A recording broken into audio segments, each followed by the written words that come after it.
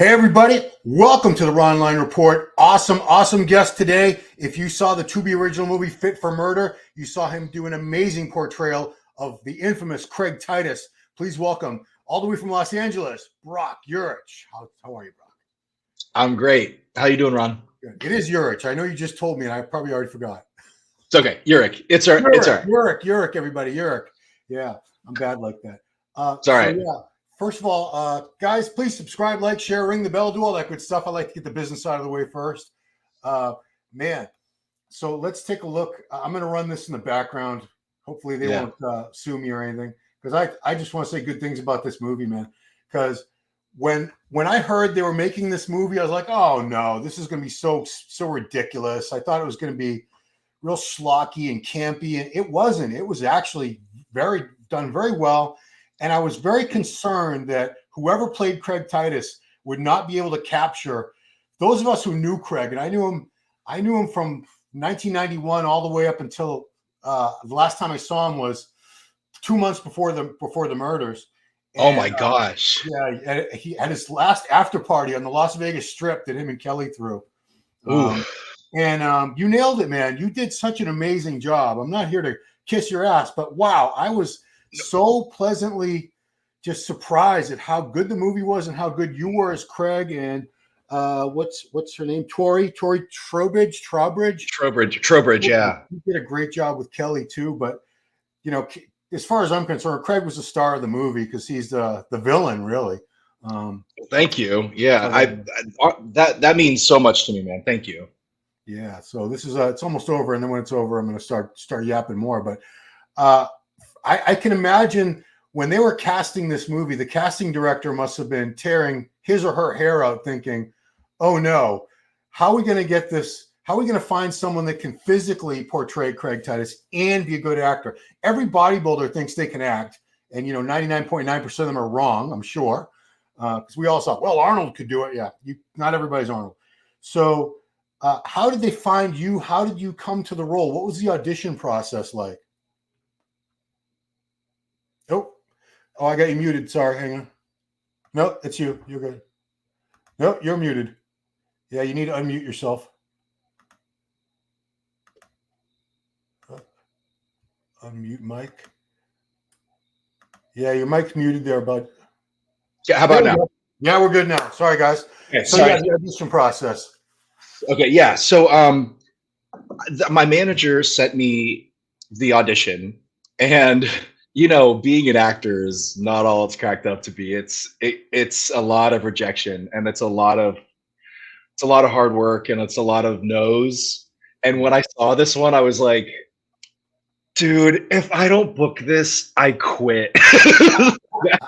I'm going back home. I'm going back home to Ohio. Wow. But I was like, it really, like, obviously, like, no, I'm not gonna quit. But like, that's kind of how I felt. I was like, oh my God, like, come on, like, I got this. And not often do I get an audition where I'm like, I got this. And I saw this and I was like, come on. And so I knew, okay, here's the thing.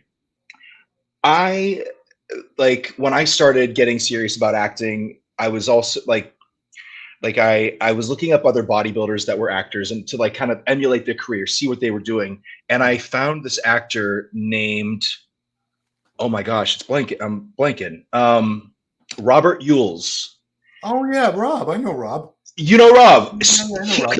So I was looking up Rob and I saw that he had done an episode of Deadly Sins or some sort of true discovery identity ID crime, and he played Craig. Oh wow. In an episode. They were telling the story of Kelly and Craig, and he played, and that's how I learned about Craig Titus, was looking up Rob's IMDb and his credits. Yeah. And so I remember DMing Rob when I was 25 years old, saying, "Hey man, I saw your episode. I saw that you're doing some great work. Like you're inspiring, And he was like, "That's great, man. Thank you so much. Keep up the good work." So I DM'd him 10 years later, saying, "Dude, it's my turn to play Craig. How crazy is this?" Wow. And yeah, so I got the side, just like any regular audition, I got the sides, 3 scenes, and I really wanted to nail this. So I had my friend, she came and helped me with the audition, and we just sent in the tapes, and I got a call back, and I got to try the callback with Tori, who booked the role of Kelly. Yep. And when I read with her, I was like, oh man, if this like this director has to pick the two of us. Like Tori was so good, and it was so fun to play with her and to act with her and to just like improv a little bit. And so we booked the roles, and we got to go to Reno, and I had 6 weeks to get ready. So, and I know, like, and I try to stay in shape all the time. I know everyone, you know, I saw some comments on YouTube. They're like, they found the smallest guy to play Craig. I'm like, I know, dude. I know. I'm not 260. I'm not 5'7". I know. Like, trust me. Yeah. And no one's more critical of how the whole thing panned out than me. But I was like, I'm not gonna say no, I'm too small. It's like, that's not my decision to make. They want me, I'll come play Craig. Sure. Yeah. I played the classic physique version of Craig. Yeah, I mean, can you tell us what your height and weight is while you were shooting? Because you were in base. I don't know how long the shooting schedule was, but you were in very close to what I consider contest condition. Super lean. So what was your height and weight while you were filming? So I'm 5'10", and I think when I got the role, I was 212, 213. Okay. And so I spent the next 6 weeks eating as like, I was like, oh, okay, time to eat, time to grow. And so I just like ate, and I did my stuff to make sure I looked great, and I tried to eat as much as possible, as clean as possible. And I think I showed up to set at 220. Wow. Okay. So yeah, it was a clean 220. You know, obviously, like, I'm not dry. Like I'm not like 6% body fat, but you know, I think I showed up pretty good. And you did, man. Yeah. Like, you know, like, especially like, you know, like I said, I don't think it was possible for them to find someone who was physically the size of Craig, who could have facially looked like him, voice, and pulled off the acting job, because this wasn't like a little bit part. You had to carry that. You had to carry that movie. You had the majority of the lines in that movie. Yeah, thank you. I appreciate. Yeah, you're right. Like, this was not. I was like, that's what I knew. I was like, when I was waiting to hear back whether I booked it, I was like, they're like, my friends were saying, dude, you got this, and I'm like, it depends on what they're looking for. If they're really, really looking for realism, you know, they might find someone bigger. But if they want the best actor for the part, it's me. Like, no one's gonna act this part better than me, dude. So, and I know, like, I know what I bring to the table. I've been working for a long time. I'm pretty, you know, I'm pretty comfortable being on set. And this was like an insane role. And I was just like, please let me play this. Like, this is so juicy, and there's so much here to play with. Yeah. But honestly, it was one of the hardest things I've ever done. And I'm grateful for that. You know, like, as an actor, this is what we like, we're waiting for. We're waiting for that part. And it was really, really intense, and it was also really rewarding. But playing a real life person, I was watching a lot of videos of him, and I kind of stole some of his poses. You know, I saw some of his signature poses I wanted to make sure I hit. Yeah. And I watched the way that he just carried himself on, you know, in these YouTube videos. And I watched like these training videos. But I also didn't. I knew that I was like, I'm pretty close to how Craig talks and speaks naturally already. So I was really just focused on bringing the truth to the scene and being as authentic and present with my acting partners as possible. While also, do you know Ray Hollett? Of course I know Ray Hollett. Come on now. Yeah. So here's the Yes. Right. So Ray Hollett was in the movie. She was the one. She was with Tonio Burton. Yeah. So Tonio Burton played Victor Martinez, and that was day one. So Ray Hollett is there. She's like she's patting him down. She's, you know, making sure he's ready for stage. Yeah. And so if you watch it again, you'll see Ray there. Yeah. But we're standing backstage. We're kind of like just like getting ready, and Ray stands there, and I hadn't really met her yet because we were just kind of like all getting situated. But she's standing there watching us go. She's like, "Oh my God, this is crazy." And we're like, "What do you mean?" She's like, "I knew Craig and Kelly. I'm Ray Hollett. I was Zap on American Gladiators." Like, and I Googled it really quick. I'm like, "Yo, she's telling the truth." And I was like, I'm a young kid. I'm sorry. I was like, I don't know these things, but I was like, oh, she's a legend, dude. I should know who this woman is. And so she pulled me aside, and when we were doing these scenes, and she's like, "Listen, Craig was nasty. You got to crank that shit way up." And I was so grateful because she gave me permission, and she even like went over to the director. She's like, "Listen, I knew Craig. Craig was fucking mean." And so so she kind of gave me permission, and that inspired me. So it was like, it gave me permission to like go there for these scenes. So the blender scene, that was like improv. I made all that shit up. Wow. Like when the director came up to me and she goes, "Scare her." And I was like, okay. So I just like riffed, I just improv'd, and my goal was to make Tori cry. And I did. Wow. But yeah, it was dude, it was hard. Honestly, playing such a toxic character was really hard. I give you credit for not going like over the top and making him like a cartoonish figure. I thought it was realistic because, like I said, I knew Craig, and you had just the right amount of. He could be charming when he wanted to be. He's a sociopath. I'm not a psychiatrist, but I think if you look up sociopath in the dictionary, his picture's probably right there. He was the type of guy. If he liked you, if you could do something for him, but God forbid if you got on that guy's bad side, back in. I don't want to tell you all these old war stories, but when he first please, I want to hear. So in 97, he was convicted of selling ecstasy through the mail. He ended up getting probation for that, and he violated the probation because they tested him for steroids, and he wasn't supposed to be on steroids anymore while he was on probation. So that's how he ended up going to prison. He would have gotten off completely. Anyway, long story short, this is before social media, so people got their gossip. I worked for a company that did we produced the ESPN American Muscle Show. Okay. ESPN used to have a bodybuilding show, and we had a 900 number where people could call and get the latest gossip. It's called 1-900-PUMP-IRON. And I wrote the column every week, the gossip items. He knew that. So he called up after I just reported on that, which is public record. Anything that's in the courts, although it was hard to find stuff back then, not like now. He said, "I'm coming down. If you don't take that off your gossip line, I'm coming down there tomorrow with a baseball bat. Use your imagination." Those were his exact words. And luckily he didn't. I think we took it off the line because just as a precaution, because he wasn't the type of guy to say that and not back. He would do it. He would have done it. Oh, yeah. I mean, he got in fist fights at Gold's Gym Venice. That's what I was watching these videos of him. Like someone bailed him out for $5,000, and they come up to him. They're like, "You need to pay me my $5,000," and he just punches them. Yeah.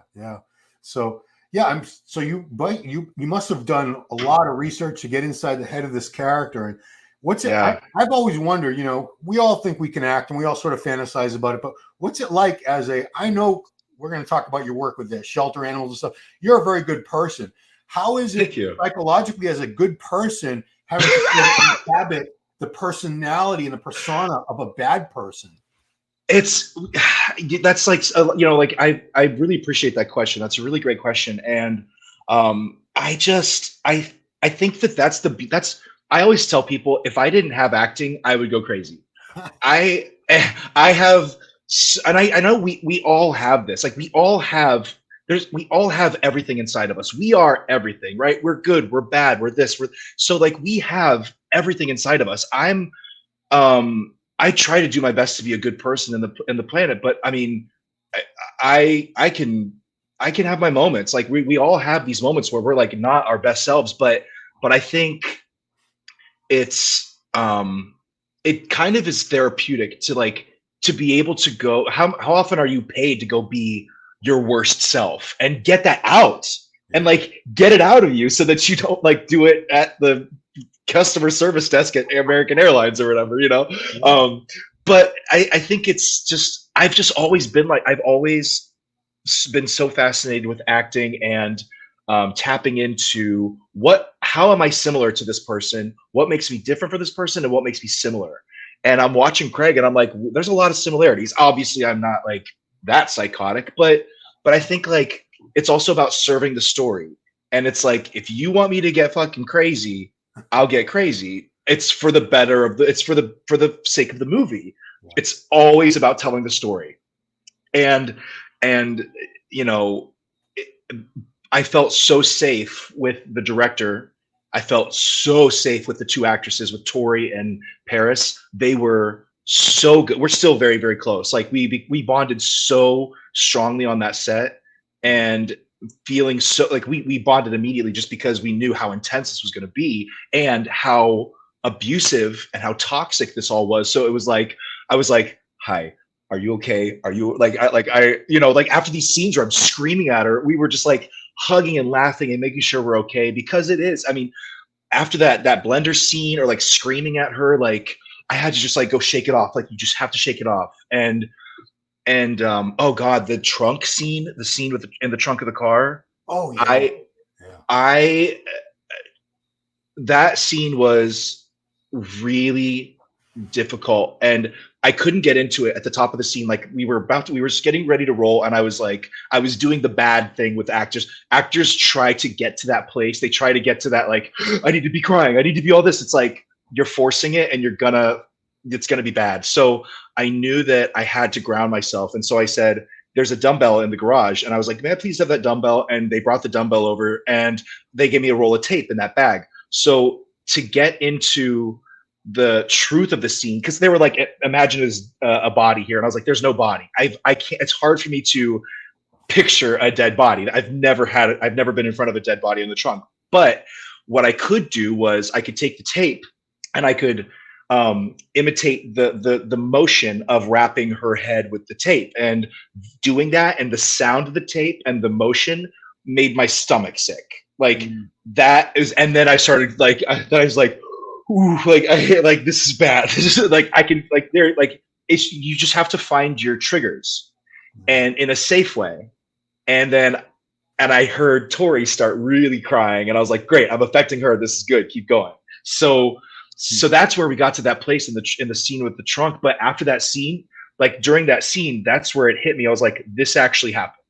This is not fun. This is not a funny movie. This is not a made up story. This actually happened, which took me even farther in that like crazy emotional place. And I actually had to go outside after we filmed. The directors came over and hugged us. Wow. And I was like, please just let me be alone. So I went over for 10 minutes and just like sobbed, because it was like, I have to really like live as Craig. And it took me a week after we finished for me to feel like a human again. Wow. I came home I was here in my room, and me and Tori and Paris, the three of us, were texting each other. I was like, are you all still just like hanging out in your room feeling like zombies? Do you guys feel crazy too? And they're like, yep. And I was like, okay, cool. It's not just me. Like, I really felt I had to like take care of myself. I went and got like a manicure pedicure to get the spray tan off my nails, just to do anything to like get Craig off of me, and I grew a beard. I grew my hair out just to like not look like him anymore, because it was rough.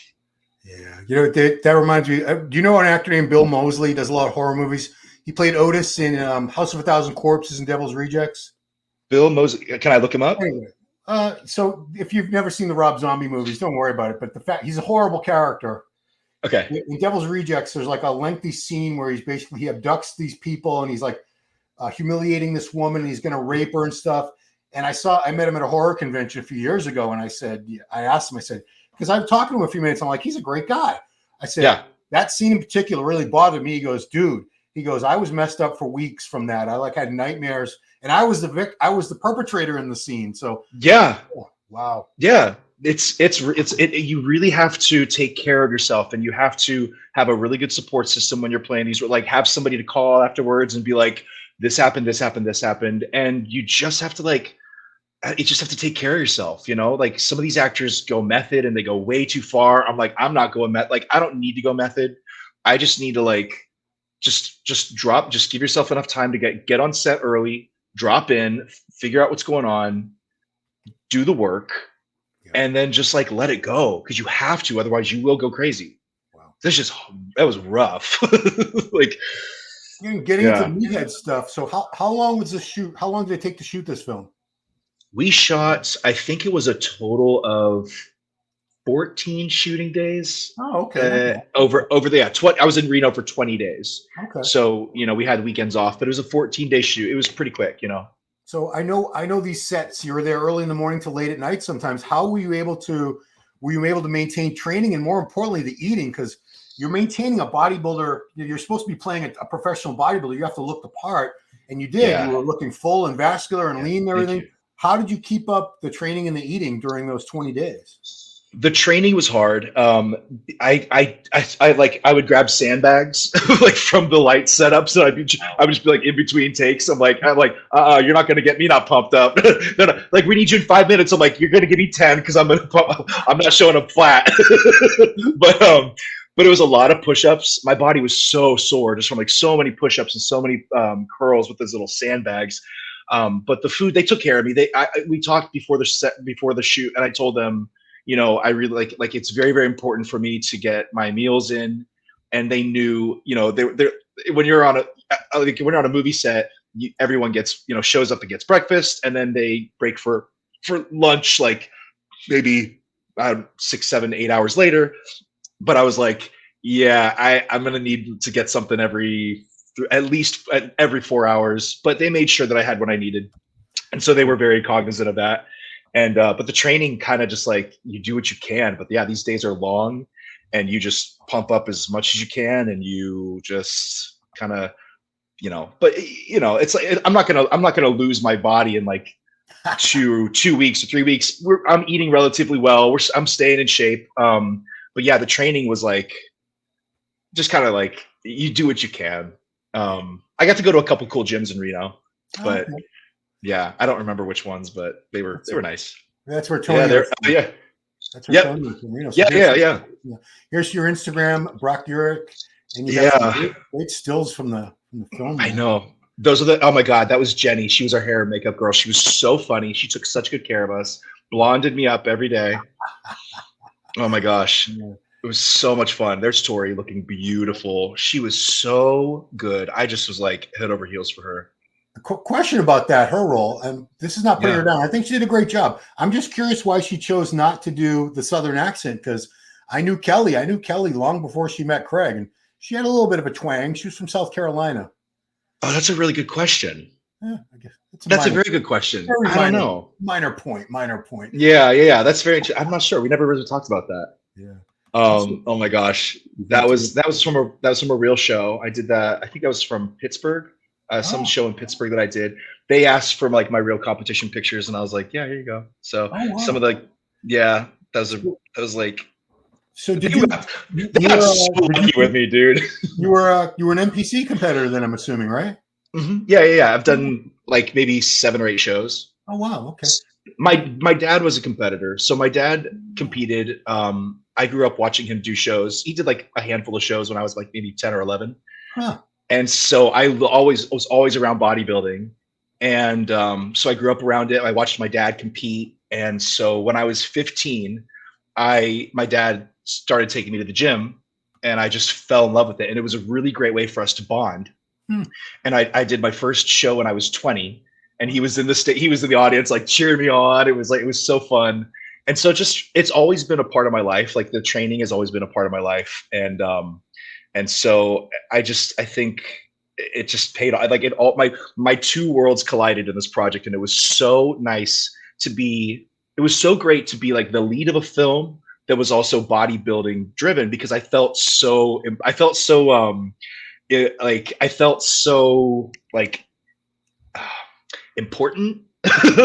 I was like, not only am I the lead in this movie, but like they were kind of asking me like, what is it like this? Like, what's it like at a show? And I'm like, well, they do this and that, this and that. I felt very validated. I felt very like, it was nice to be, they're. Where'd I go by? Yeah. Did I miss it? So, I mean, would you compete again? Because you've definitely put on some quality mass. And so here we go. Here was some competition stuff. Yeah. When was this? 110 weeks ago. Boy. Oh, did I lose you? No, you're there. Yeah. You can still hear me, right? Yeah. Are you losing my audio? My bad. I'm here. Can you hear me? I didn't unplug it, did I? No. Can you hear me okay? Can you hear me now? Yeah. Okay, we lost you for a second. I couldn't hear you for the last minute. I'm sorry. Oh, no worries. So yeah, I'm saying you've put on some good mass. This was a couple of years ago, it looks like. Yeah. I think I was on stage probably like at 198. Yeah, classic physique. I could tell. Yeah. Would you do it again? I think actually. So here's what's going on right now. I wrote my own bodybuilding script, and yeah, it's called Test. And it's a screenplay I've been working on for many years, and we have a wonderful director, and we're almost like at the green light point, and we're planning on filming very soon. And so I think that'll be like the next time that I compete will be like for this movie. Oh wow, okay. Yeah, it's a drama It's something that's very, very close to me, and something that's very, very important to me. And it's like it's not autobiographical, but it is similar to, it's like based on things that I have been through. Okay. It's set in Ohio. So yeah. Okay. Yeah, I'm curious. You're from Ohio. Did you grow up going to the Arnold Classic in Columbus? I did. Yep. Oh, yeah. Yeah. My dad. I went to the first time I went. I think I was maybe like 12. So that's when it was pretty empty. What year would that have been? Maybe. Okay, so I'm 35, so it's 23 years ago. So like 2001, 2002. Okay, yeah, because I can remember the first Arnold. It started in '89. I didn't go to my first Arnold until '95, but the expo was in the Veterans Memorial basement, and it was like 30 or 40 booths. That was it. And now it's 600 booths or something ridiculous. It's insane now. Yeah. How many years have you competed? How you've been around? I did it from '89 to 2013. I competed for 24 years. Amazing. Yeah, I'll be 55 in less than 2 weeks now. Jeez, it's coming up fast. What else did I want to ask you about? So back to the Craig thing for a minute. Did you talk to anybody that knew him? Did you try to go that route? Yes. Do you know Mike Eargas? Mike Eargas, of course. I know everybody. Yeah. This is great. You know everyone. This is so fun. It's a small pond, man. We all know each other. It really is. So he and I go to the same gym here in LA, and I told him what I was doing, and he was like, "Oh my God, man, that's crazy. Craig was nuts." And he told me, and then he was like, and then my bodybuilding coach, Brian Bonifay in Ohio, also I told him what I was doing, and he was telling me stories. So Mike told me that Craig Titus suggested to him one day backstage that he should mainline Pedialyte. Okay. So he was like, "You should inject Pedialyte." Yeah. Because Mike was like tired and a little flat, and he was like, "You should just inject Pedialyte into your veins." And he's like, I think I'm good.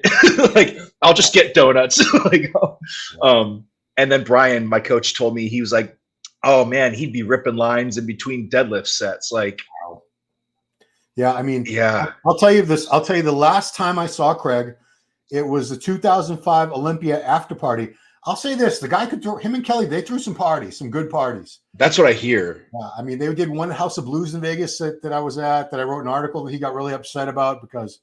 Why? He said, I said somebody was having sex on the dance floor. They were. I was there. I saw it. I was this far away. Yeah. It was happening. So it was. Yeah. He was just mad that I was writing about it. I said I knew a woman there that got fingered, so that's assaulted. Some guy had his finger, whatever, and he just got really upset about that too. He was, it was a love-hate relationship. Mostly he hated me. Sometimes he loved me because I did his column in Muscular Development for a brief time too in my early. Anyway, the last time I saw him, they had a party at a smaller club. I couldn't tell you what the name of it was. Pretty small club on the Strip, and I hadn't seen him in a while. And he was very much downsized. He was probably, if he was normally walking around 260, 270, I'd say he was like 215, 220, denim jacket, jeans, and smoking cigarettes. And I was like, oh my God, what happened to Craig? And we're talking, and I don't know how this came up. I certainly didn't bring it up, but he said, I got my kit or shit or something right here. And he patted his ankle. So whatever drugs he was using, I don't know what drugs he was using. I don't know if even you know that. But whatever it was something that you had to inject, and he had it strapped to his ankle. And Kelly came by, and he was mad that she was because we were like back away from the main dance floor and party, and he scolded her. He said, "Get back out there. This is your party. You better go mingle with the guests or something." And she was like, "Okay, Craig." I was like, "Oh boy."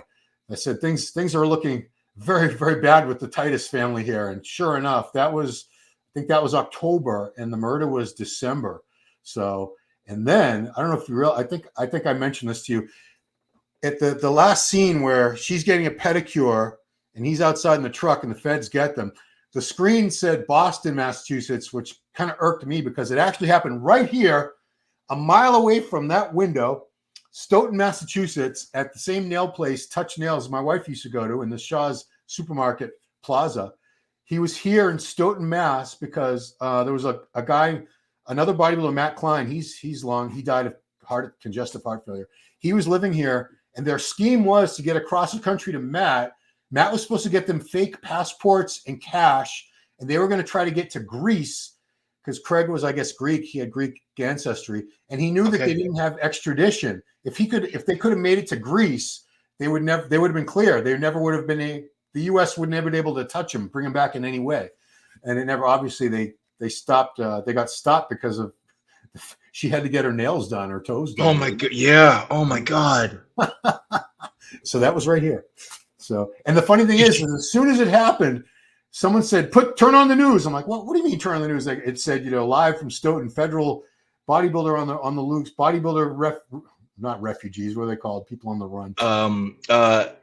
Oh yeah, what is that word? What's that word? They're not refugees. Anyway, he was on the run. Yeah. They said, turn on. I like, oh my God. It said Stoughton, Mass. I'm like, and I looked and I saw it. I said, isn't that right over there? Isn't that? Oh shit. I almost wanted to drive down. But people were calling me up immediately saying, hey, was he coming to get you? They thought he was coming here. Like they were, they thought he was going, he knew he was going down and he was just like trying to settle the score with people before they put him away for life. And no, I said, no, I don't think he was coming here to get me. And later I found out it was because they were just trying to get out of the country. He didn't know I lived here. But man, it was crazy. And I'll tell you one last thing about that. When I heard about the murder, I heard the line was bodybuilder sought for murders. And the first thing I thought was, I wonder if it's Craig Titus. He was like the first person that came to my mind because he was the most dangerous guy I knew in the sport. I didn't know anyone else that immediately would be capable of great violence to the point of murder. But immediately he came to mind, and sure enough, it was Craig. So holy shit! Wow. So did you ever meet Melissa? I never met Melissa. No. Okay. But what I understand, tell me if this is true, because I didn't read. There's a book, Fire in the Desert, that I have a few quotes in, but I never read the book. He was supposed to send me the book. He never did, the author. But I guess she was the last in a series of live-in assistants. She wasn't. I didn't know about that. I should have read. I didn't even know why. I didn't even know about this book until like right before we shot. I was like, why did I read this? Like, I really should have. But I did read that he had a daughter. Yeah, he had a daughter. She's still alive. The one thing that I always sympathized with him about was I know he had twins, a boy and a girl, and the boy died very early, one of those crib death kind of things. And oh wow, I have kids, so that always. I said, okay, he's a jerk, he's a scumbag, he's evil, he's dangerous, but I feel bad that he lost his baby boy. I feel bad for anybody that loses a child. I think it's the worst thing that can happen to a parent. Obviously. Of course. He's got a daughter out there somewhere. She would probably be in her. See, she was older than my daughter's 30, and so she's probably like about your age, I would think. Okay. Yeah. And Kelly's somewhere. Kelly's been out for how long now? 5 years, 6 years? I think she got out 2017. Yeah. So wow, she's been out. So it's been 7 years. And she completely fell off the face of the earth in terms of the fitness industry. And I don't blame her because people were like, yeah, you should try to get an interview with her. I was still with Muscular Development. I was, I'm going to leave her alone. I'm sure she has no interest in talking about that and just wants to put it behind her. Did you ever consider, because you're in LA and it's only like if you haul out, did you ever think about it? I did. I was like, I did think about that. And I just kind of chickened out. I was like, honestly, like I was like, if I do this movie, I'm like, oh my God, is he going to come after me? Like, is he ever going to get out and like find me? I was like, I don't know. I actually like, I took the role. I got all excited. And then I I kind of got to set on day one, and I was like, oh shit, what did I do? Like, this is like, this guy is still alive, and he's, I don't know, but I was like, I don't know. I know this as like my job, like when it comes to the acting, is like, I you never want to play a role like one dimensional, right? You never want to just be, he's the bad guy, right? There's, like I said earlier, like there's so many parts of us, and I did want to bring the humanity, and I wanted to play him as a real person. And so actually there was a moment that I added in the scene, because Tori and I were afraid that people were going to watch the movie and think like, why the fuck are they even together? Like they're horrible. And so I added this little monologue in the interrogation scene where I say to the cop, I say, I know you're writing your little paper. I know you think I'm a piece of shit. Everyone thinks I'm a piece of shit. You don't think I know that, but Kelly's the best woman I know. I added that line to show that like he did love her. That's his wife, right?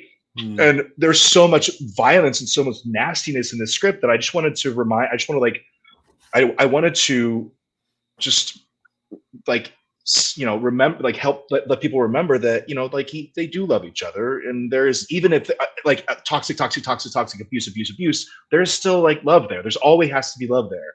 And so I had to find the human in him, and not just play, I'm a piece of shit, I'm a villain, because no one thinks they're a villain. Everyone thinks that they are the hero of their own story. 100%. And so, yeah, Craig just, I mean, yeah, like getting into the mind of someone like that was hard, but you know, it was all there. Like I just had to you know, the script was there. It was all there for me. I just had to show up and like be a human and just be an angry human. But yeah, but it was fun. Like it was so much fun. And I hate to say that about this horrible story, but it was fun. The fun moments were fun. Yeah. Like playing with beautiful actresses who are so fucking talented was fun. Like that was great to play a role. But then it would hit me. It'd be like, this really happened. And you'd be like, oh fuck. And I would take moments where I'd be like, you know, people like let's have a moment of silence for whatever. I was like, I need to have a moment of silence for like the thing that actually happened here that we're playing right now. And like I want to honor these people, and I want to honor Melissa, and I want to make sure that no one feels like we're making fun of them or we are mocking anybody. And we want to take this serious and tell the story, you know, as best as we can. He did. And, you know, obviously the main tragedy is Melissa lost her life and she's no longer here. But yeah. When the whole thing went down, I saw it as a tragedy because it was just such a waste of potential between Craig and Kelly. I don't know if you remember, you know, Ted Bundy, the infamous serial killer, at his sentencing, the judge, I don't know word for word, but he says, you know, you could have been, you were a brilliant mind. You could have been like a brilliant attorney, senator, politician. Instead, you went this route. Craig and Kelly, I mean, great looking people, talented, physically, huge fan bases. He was successful. Even, you know, I think they had a pretty good home gym. I never saw it, but I saw some pictures. He was training Vince Neil from Motley Crue for a while. Okay. So he had celebrity clients. They could have had like a real empire, like, you know, there's lines in the film where they refer to their fitness empire. They could have been so successful. And unfortunately, you know, it's the drugs. I'm sure the drugs played a massive role in their downfall and why things turned out the way they did. But I mean, wow. Let me ask you a question, because I heard from a few people would tell me, they're like, many people think Kelly did it and he took the fall. I mean, no one will ever know except the two of them, right? So that's all speculation. But that was I heard that from more than one person, and I was very interested. I was very intrigued by that theory. So my question would be, I heard that too, and I was just sort of scratching my head because, you know, no one's ever going to know what really happened that day. Yeah. The only two people that know are Craig and Kelly. Melissa can't tell us. But physically, I don't know how could Kelly have killed her? Because what was the cause of death? Was the cause of death strangulation? Her body was burned, and so I think I don't know exactly what they said the cause of death was, but I mean they they did a number on her, and I think there was a wire around her neck. Hmm. They put a wire around her neck and taped around her face. Yeah. Horrific. Yeah. Like it was so like, and then also, oh my God, seeing the prop, the body that they made, the mummified body looking mummified. Yeah. That I was like, this thing got real, dude. Like that was really hard. And I didn't see it until the interrogation scene. I said, don't show me those pictures until we are filming. And so he handed me the pictures, and I was like, ooh, like it hit me. It really, really hit me. And so, yeah, it was shit was. I mean, oh, sorry, I can't swear. No, you can swear. It's fine. Okay, that shit was fucked up. As long as you don't do it in the very beginning of the video, they don't seem to care. Okay, perfect. This is a weird casting question. One of the interrogating officers was a pretty overweight guy. Was that intentional as a sort of a contrast to show that the good guys can be the ones who are big and out of shape, and the bad guys can be the ones who have the perfect bodies and are beautiful to look at? That's a good question. I'm not sure. I'm not really sure what if that was part of their intention. But he was regardless, he was great he was super, like, very, very serious. The moment we started, he was just very, very intense, and it was very fun to play with him. But I'm not sure if that was a comment or anything. Okay. So last thing I'll ask about the movie, it had a premiere, I'm assuming. And guys, you can watch this on Tubi. It's free. I love it. Tubi it's on every cable. I still say cable. That's how old I am. If you have digital cable, what do they even call it anymore? You guys all have Tubi, I'm pretty sure. If you can watch Max and Netflix, you have Tubi, and it's a million. This was a Tubi original. But the premiere, I'm assuming there was a premiere in a theater, and you sat there and no.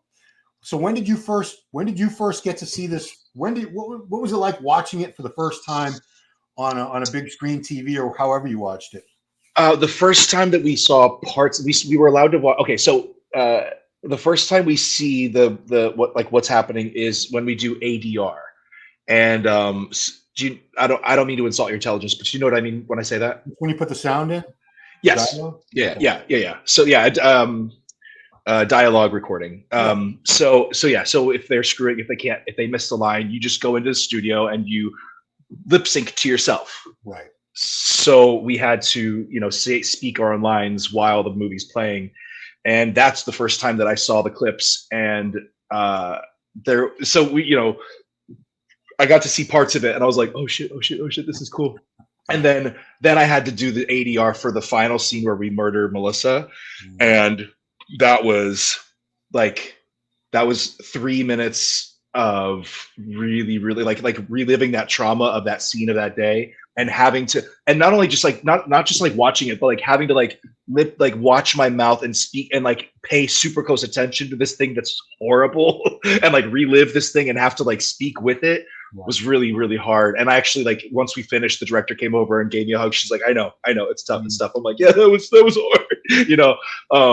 but that was the first time I had seen clips. And then the director had a little get together at the house, and we watched I'd say maybe 6 or 7 scenes from the movie that were finished. So she showed us that.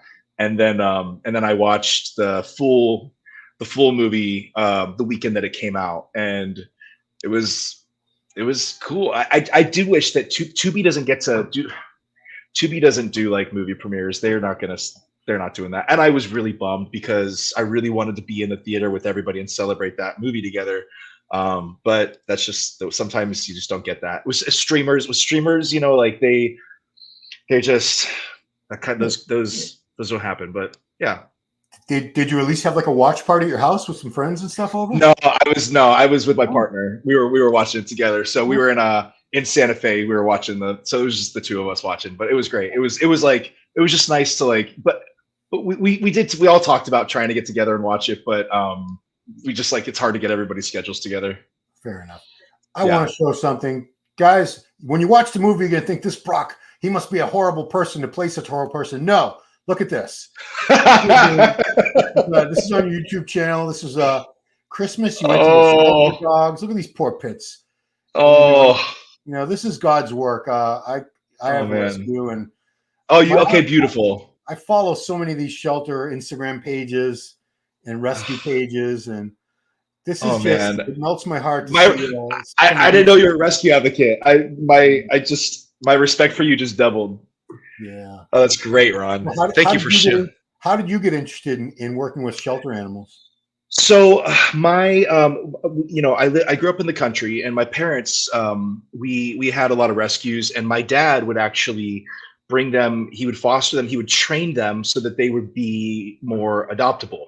And so that was something that I've always been around. And then as I got okay, so then I got as I got older, I lived in New York City, and I saw a lot of things happening that I realized I just didn't realize like how big of a problem this was. And I would see a lot of people with a lot of dogs, and I just did a lot more research, and I realized like how awful this whole big giant wheel of breeding is really is. And so I became hyper aware of it, and like I would get so frustrated with it. And I was like, all right, you can either sit and get angry or you can do something about it. And so one day I started following rescue pages. And what I would do is I would go to these adoption events, like in the Union Square or in Chelsea. And I would go like do a ton, just like this. Like I would do videos and pictures with rescue dogs and try to raise awareness. Use my Instagram and try to just like bring awareness to these dogs, because people think shelters are like these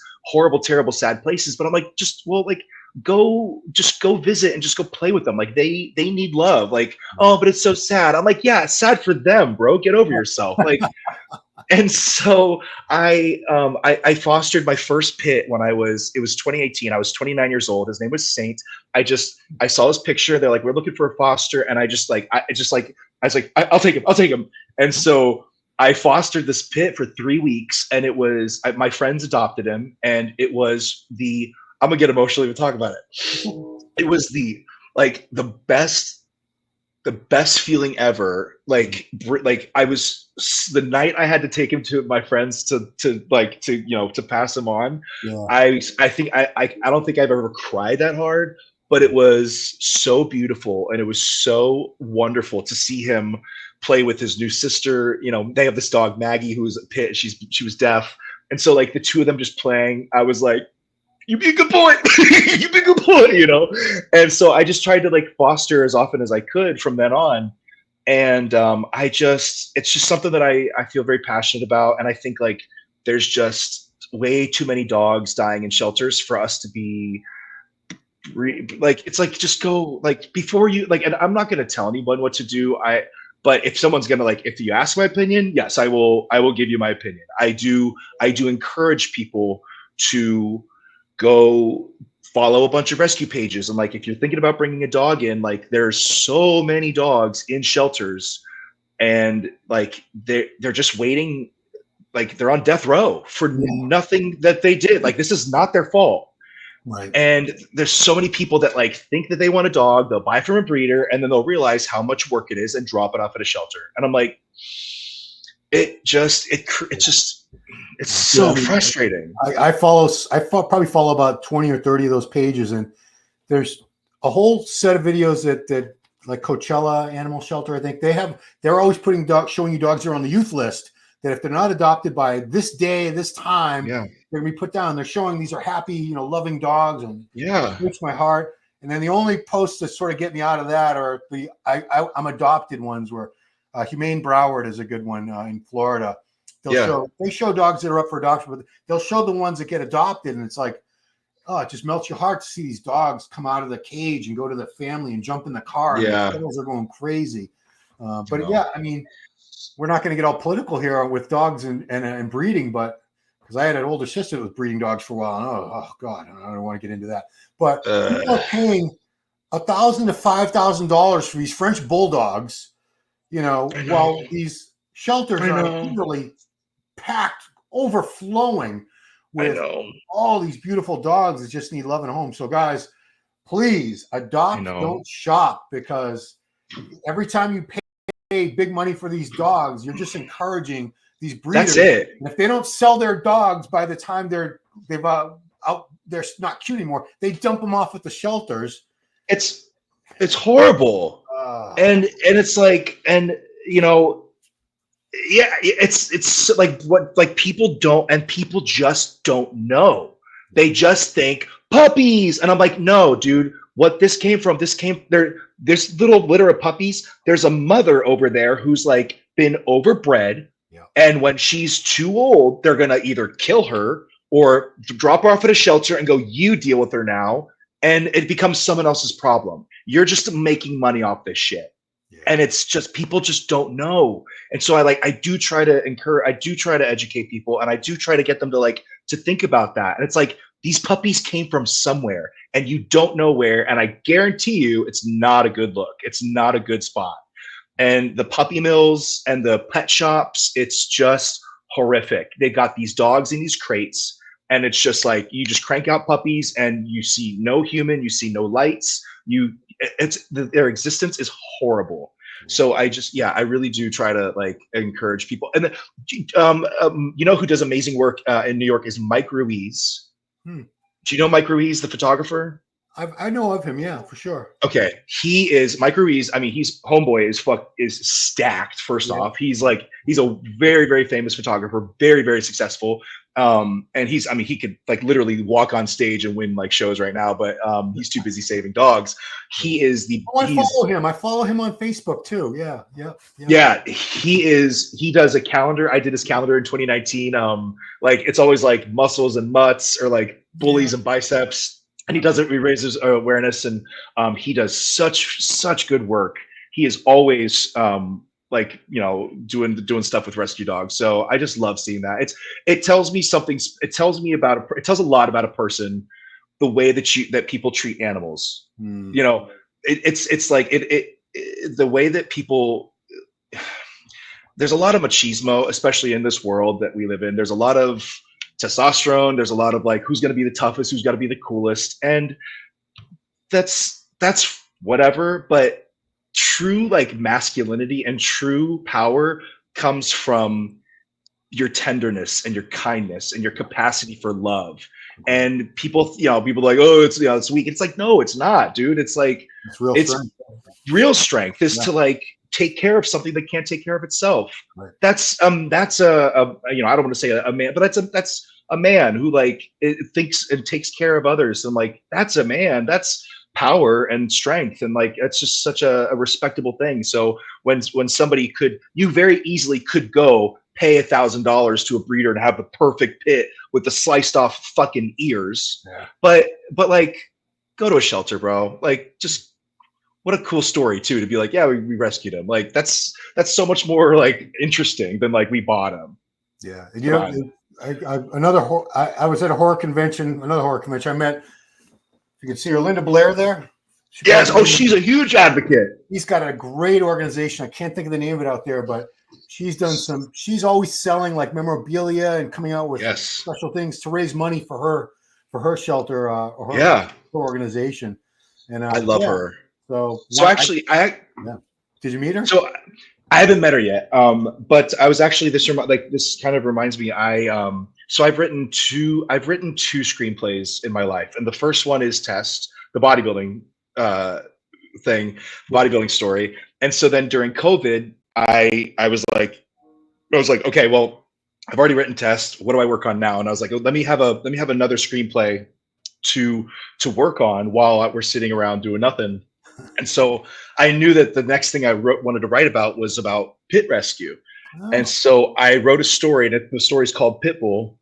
And it's about a high school wrestling coach who has to save his dog from his dog was kidnapped by dog fighters. Oh, God. So he has to go. Yes. And it's set in my hometown, and it's so he has to go, seek out his dog. And so it's just like my way of bringing awareness to this insane thing that happens. And doing research for that was rough. And it's just, but that's a whole other topic. But it is like, I just wanted to, I was like, how can I use my talents and how can I use my skills to bring awareness to something that I'm passionate about? And I was like, let me just write this story. So that's later on down the pipeline, is something I want to produce. Right on. Yeah, I'm sure you must have watched Pitbulls and Parolees, that show. No. No, you never heard of Pit Bulls and Parolees? No, but I'm writing it down. Oh, it's not. It's. I think it finally got canceled, but it ran for a good 7 or 8 seasons. Pit Bulls and Parolees. It was about a shelter in New Orleans that this woman, I can't think of her name, she ran it with her kids, and they would have anywhere at any time they had between 200 to 300 dogs, mostly pit bulls, because there's a lot of dog fighting in New Orleans. It's especially in the lower income areas. And it was just heartbreaking to see. She would hire mostly these guys who were paroled and they couldn't get jobs because of their criminal record. And you know, they were basically, the dogs were rescuing them and they were rescuing the dogs kind of scenario. It was all real. It was a reality show, but it's really well done. Check it out. I don't, just search for it. You'll see. I'm sure the reruns are still on because it ran for a very long time, but great show. And they were always getting flooded. You know, New Orleans always had all kinds of crap going on. But, great show. Man, I absolutely have to watch that. So this is the interview. This interview has been mostly about Craig Titus movie, Fit for Murder, and pit bulls, because we love our pits. Yeah. So, exactly. Do you know what the 2 most common breeds in shelters are for dogs? I want to say I think pit bulls make up like 50%. Yes. And then Frenchies. You're never going to guess. It's Chihuahuas. Chihuahuas. Oh, wow. And Chihuahuas are actually responsible. I don't want to paint them as villains, but they are responsible for the most dog bites out of any breed. Oh, I totally believe that. That's facts. 100% facts. Yeah. People, I would walk my pit, like my Fosters down the street, and people would be like, "Is he friendly?" I'm like, "Is yours friendly? Like yours is like probably the asshole here." Like, oh yeah, Chihuahuas. And somebody said something. They were like, you want to, well, you know why little dogs and Chihuahuas are so nasty is because people always hold them here. So they think that they're 5 feet tall. and it's like, oh, that makes so much sense. Like they see the world from up here and they think that they're a human. Yeah. I was like, that makes a lot of sense. A few hours ago, I walk my dog twice a day, and I take him to this park at the second walk, and there was someone they were grilling, and they had their Chihuahua there. This thing was going ballistic, barking its brains out at my dog, and my dog's just kind of looking at me and whimpering because he's not a bad dog, but the Chihuahua wanted to tear my dog to pieces, even though he probably weighed about 3 pounds, and my dog's about almost 80 pounds. So they're crazy. Them little Chihuahuas is crazy. Yo quiero Taco Bell. Yeah. So I've taken up so much of your time. I appreciate it so much, Brock. Guys. Oh, man. Tubi, if you're a bodybuilding fan, if you knew of Craig, if you're a fan, if you didn't like, whatever, even if you don't know the story, it's just a hell of a story. Even if you're, like Brock's generation, probably too young to remember any of this happening or weren't really aware of it. It's the biggest murder mystery case we ever had associated with our industry. It's going to look, if you watch it and you don't know it's a true story, you'll think it's so outrageous it couldn't be true, but it's 100% true. The only things I noticed were they couldn't use names of real competitions or magazines. Mr. Hellenic couldn't use the Mr. Olympia. Yeah, I know. And I could see where if I owned the Mr. Olympia, like, whoa, no, I don't want my. Remember that they're last minute they were like, it's called the Hellenic. I'm like, the what? I was like, I was practicing, I was rehearsing the lines for Mr. Olympia, and I was like, the Hellenic, Helena. I was like, where'd you guys come up with that? But they made it up. It was great. Worked. Don't let that throw you guys when you watch it, my fellow meatheads out there. But yeah, Brock, you did an amazing job. You did the story justice. You did Craig justice. To those of us who knew him, whether you loved Craig or hated Craig, you'll see a lot of Craig in Brock's portrayal of him in this movie, Fit for Murder. So check it out. It's free on Tubi. When the commercials are on, you can check your phone to go to the bathroom. Don't worry about that. But free is the best. I love free. It's awesome. Yeah, so, I do too. Check it out. Great film. And Brock, again, you nailed it. You nailed it. That means so much to me, dude. That was like, honestly, like I really was like, when anyone's doing something like this, you're just like I really hope that people who knew him are like I just wanted to do him justice, and I wanted people to be, to be proud of this. And so that really, really means a lot to me. I honestly, going into the movie, I was like, this is going to be the dumbest movie. I can't believe this guy's going to do a terrible job playing Craig. I had all these negative preconceptions, and I was no more than 5-10 minutes in, and I'm like, okay, okay. And by the time I was like halfway through it, I was like, wow, this is way better than I thought it was going to be. Way better. So, you know, especially Tubi, I don't think they had $100 million budget like an Avengers movie. No. You know, they did a great job. The director, the producers, the Yeah. whole cast and crew. So, guys, Fit for Murder on Tubi. Check it out. Check Brock's performance out. Follow him on IG and see what he's got in store for us. Test, I don't know if it's in pre-production coming up soon. I don't know how close you are. We're in development. Yeah. So, look forward to that, man. Dude, thank you so much. Like, you're like, this is you've made my entire week. Like, I'm so happy that you reached out and you had such positive things to say. That really, really, really means the world to me. Thank you. Well, if I didn't like the movie and I didn't think you did a good job, you would never have heard from me. Put it that way. And I get it. Yeah. All right. Yeah. Final time to remind you guys, subscribe to the channel, like the video, share it on your platforms, ring that bell. Thanks again. This has been Ron Line Report with actor Brock Yurich, and we'll see you next time. Thanks for watching.